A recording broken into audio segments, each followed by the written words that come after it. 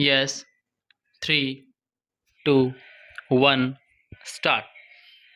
This appeal has been filed assailing the judgment dated 6/7/2012 passed by the High Court of Karnataka at Bangalore in writ appeal number 2458 of 2010, whereby the judgment of the learned single judge dated 25/2010 passed in writ petition number 12239 of 2008, remanding in the matter to the Settlement Commission to determine afresh the question as to immunity from levy of penalty and prosecution was affirmed, and the aforesaid writ appeal filed by the appellant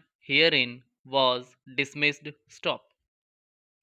The facts giving rise to the present appeal in a nutshell are that the appellant SSC Kotak Mahindra Bank Limited, formerly Messrs ING Vyas Bank Limited, is a public limited company carrying on the business of banking and is assessed to tax in Bangalore, where its registered office is located. Stop.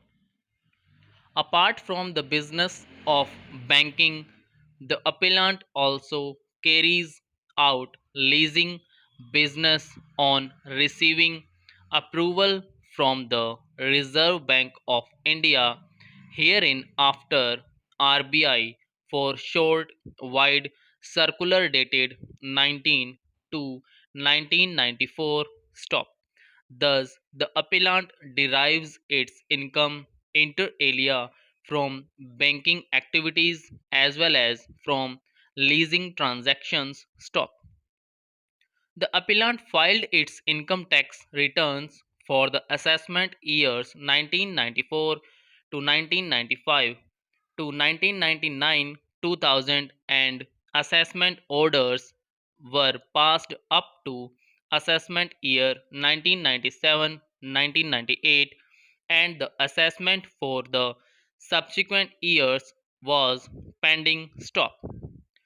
During the assessment proceedings of the assessment year 1997-1998, the assessing officer made certain additions and disallowance based on which the assessment already concluded for the assessment years 1994-1995 to 1996-1997 were proposed to be reopened. Stop.